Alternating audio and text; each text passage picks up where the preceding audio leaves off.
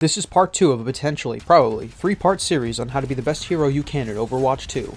Last time we went over supports, and now we're going to go over the beefcakes, the tanks. Sit back, strap in, and enjoy this journey on how to be the best tank that would put the Theodosian city walls of Constantinople to shame. Now, tank's job is to frontline and be the guardian shield that helps the team progress forward or protect an area you're occupying, as well as get in some heavy hits and eliminations and clear the way to victory. A good combination of DPS from a tank, protecting allies, and allowing them to get picks at more stubborn enemies, along with getting good heals and support, can yield the best results. If your teammates stay close and don't wander off and do their own thing without a solid plan, which, happens, tanks are the true definition of a one-man army. With a larger roster to cover, let's dive tank right into it. D.Va originally was supposed to be 16 years old upon release, but they scrapped that idea and made her 19. I wonder why. D.Va uses her mech name Toki, aka Rabbit in English, aka Nerf This. For the remainder of this segment, I'm going to separate Toki and Hana because one clearly does more than the other. Toki rushes into people and guns them down, and then shoots missiles at opponents, your main offensive tactic. Her defense matrix is OP AF LOL and can absorb block any incoming damage from bullet type attacks, but not all attacks. This is her main defense, and you need to block bullets and ram into people and shoot, or you can be that annoying D.Va that sits 100 meters away and shoots because why not? If you play D.Va well from close quarters, she can actually do a lot of DPS. Now we get to the fun part. Her ultimate, the Nerf This meme. To this day, I do not think her nuke bomb has been nerfed. Classy detail by the devs. Now, because D.Va is a gamer girl, it's not your goal to throw Toki into the opposing team to blow up a few opponents. It's your goal to try and do trick shots for Twitch followers and try and get a pentakill with it. If Toki blows up, D.Va pops out and becomes a discount mercy. If she gets her ult charge up, she spawns more Toki, meaning Hana has no problem wasting the budget of South Korea. Doomfist's main gimmick to win matches is punching people in multiple ways. You have horizontal super punch, elbow drop punch slam, and aerial tactical nuke punch. Anytime you use a punch ability, Doom gains some shield up to a maximum cap, so the more you cripple people, the more good you're doing for your team as a whole. He can shoot laser beams out of his fist because cyborg powers are cool. He can guard himself with his damage reduction ability and takes loads of damage, which makes him angrier, powering up his next punch, which will do more damage and hospitalize your opponent. If you don't slam an opponent into a wall at least 45 times, then please kindly Sizik slam off the map. Throw in a few meteor strikes and your opponents are going to take a harder dive than internet celebrities' boxing careers. Junker Queen rules Junkertown, and fun fact, isn't the same voice actress as the Overwatch 1 Junkertown announcer. She was the voice for 7 years, so we appreciate all you did, milady. She does wound damage to anyone she attacks with her named weapons, Gracie the Knife and Carnage the Axe, and gains some health based on this. She yells really loud and raises everyone's adrenaline fight-or-flight response, as is common practice of Aussies. Junker Queen is meant to be played as a berserker tank. With the recent patches made to her kit, you'll see why. They made it so anytime she swings her axe on someone and miraculously doesn't cut off a sliced body part, it reduces her cooldown by 2 seconds per person, as well as a separate patch increasing the duration of her potential wound healing. So it is your job to get in there and mindlessly slash at people and do as much wound damage as you can. Be the one-woman army in this guerrilla warfare style approach and keep using her ultimate, the Australian Rampage, which also does wound damage and anti-heals them, which is honestly really darn helpful. Orisa is 1 month old. Let that sink in. Compared to Overwatch 1, Orisa in Overwatch 2 is way more of an offensive powerhouse. She can do extremely well in close and long range with her Gatling gun and now has a cooldown capacity and no more ammo. She was also secretly programmed by Effie to be the Numbani representative for the Olympics, and as such, she can stab people with her javelin as well as baton twirl it, which can deflect bullet spreads and speed up her movement. Her ability Fortify is extremely useful because it's a large damage reduction buff for a few seconds with no reduction in her speed. Her ult, Terror Surge, sucks people into her, much like her old ability Halt in Overwatch 1, which to me was just like a nice nod at keeping a little bit of her old ability. Orisa is played well in close combat using a combo of her javelin, which briefly stuns people, and finishing them off with her fusion driver. And if you're too slow and couldn't game end them, you can forward to them using the javelin spin to get a finishing blow. Anytime you're in a pinch, proc that Fortify. Now, she also has a hidden ability, being a miner. Anyone that hits her in any capacity will actually be ejected out of the match and banned for 15 minutes for every point of damage they dealt to Orisa. So lock her in, send a miner to war, and get some eliminations and Terror Surge to victory.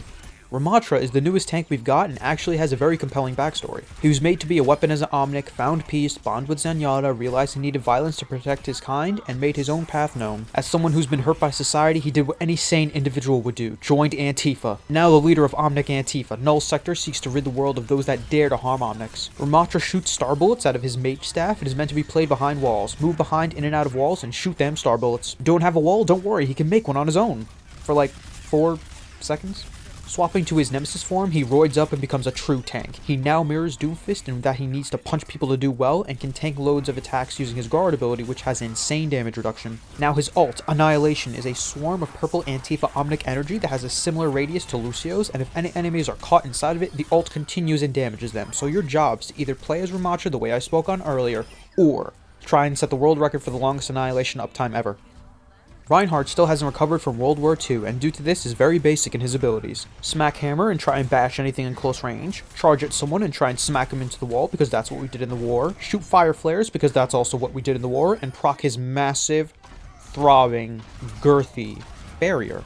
Reinhardt is made to be a movable tank and was used exceptionally well in Overwatch 1. He's still good in Overwatch 2, but he can get countered a lot due to all the changes. Reinhardt is mainly a close-range tank, and only his flares and technically his charge can be used as a long-range attack. Try and guide your team to any location. There's plenty of room for everyone behind this massive lad. Hammer down can be used to smack enemies into the ground and allows your team to go into the extreme offensive and eliminate a bunch of the opposing team. Have you ever seen a Rein spin while having his shield up? He looks very good, and it's one of the best sights to see. If you've made it this far into the video, thank you very much for watching, and leave a like and subscribe, and let's continue.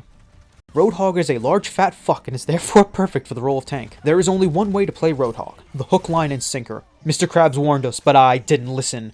Beware the hooks. They grab you by the britches and haul you way up high. Then higher and higher and higher until you're hauled up to the surface, flopping and gasping. The devs thought it would be a phenomenal idea to give a tank, a 700 health fat pig fuck tank, an ability to grab someone to your close range scrap hand cannon that can easily one-shot most 200 health targets using a headshot melee combo. It is your fundamental job as a Roadhog to waddle up to opponents, hook them, and end them. Roadhog can heal himself snorting toxic radiation cocaine because his playstyle is toxic. One of the reasons Roadhog is great is because his ult now allows you to temporarily stop it and use other abilities. That's right, you can now stop his ult and hook someone into shrapnel oblivion. Did I mention Roadhog can hook?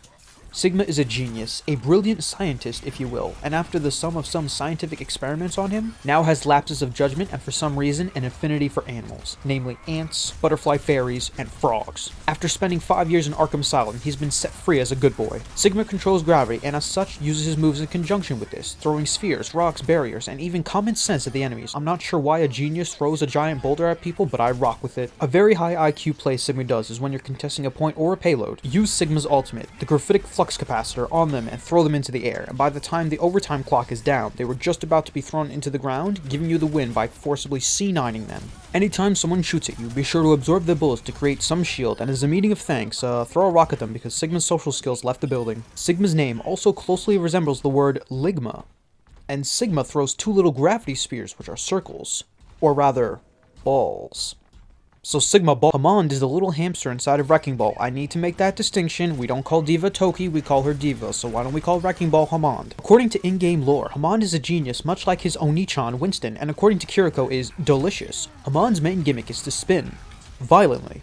He can also drop landmines, because they're round like him and his mecha. I don't know how to play this character. I feel like his job is to just be annoying and stall the point or knock into people because we're playing Super Monkey Ball, except we're using a hamster instead. I know there's a tiny bit of truth sprinkled in there, and I'm sure there's top Overwatch players out there who can play Hammond exceptionally well, just like I'm sure I'll get away with tax evasion this year. Zarya, the strongest woman alive, is indeed the strongest female independent powerhouse in the game. Arguably my second favorite tank. She was OP in Season 1 of Competitive, so they nerfed her, like all good things. She has the ability to not throw 1, but 2 giant bubbles upon herself or others to protect them from any of Mother Russia's enemies. Her recent patches allow her to have her energy decay be less than it was, also while having her start of decay to be slower. Her particle cannon can essentially be used as a mid-range weapon because that thing travels farther than it needs to. She does a load of DPS, rightfully so. Much like Sigma, she likes to throw gravity at her opponents, applied science if you will.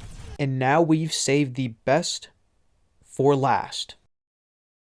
Winston, aka Winston, is the best tank in the game. Winston jump, Winston dive, Winston bubble, Winston attack, Winston win. A genetically modified super gorilla, Winston leaps into battle and beats anything in his path. He borrows Elon Musk's Tesla cannon and dives into the enemy lines. They made his Tesla cannon a long-range attack too in Overwatch 2 because Winston win. Some might consider electrocuting people to be cruel and unusual punishment. I'm sorry, I can't hear you over the sound of me winning! Winston's bubble lasts roughly 9 seconds, longer than most men in bed. This protective bubble gives you and your allies plenty of protection to huddle in and make your move. Not only does Winston have a crippling addiction to peanut butter, but he also has the ability to cripple anyone he slams with his ult, the Primal Rage mode. Celebrate and do the twist, as we've now covered all tanks in the game. Once again, thank you so much for the recent subscribers and people who viewed the channel. It means a lot if you made it this far into the video and that you've taken time to view the stuff I've enjoyed making and putting out there. Thank you again so much for watching, and I'll catch you all in the next one.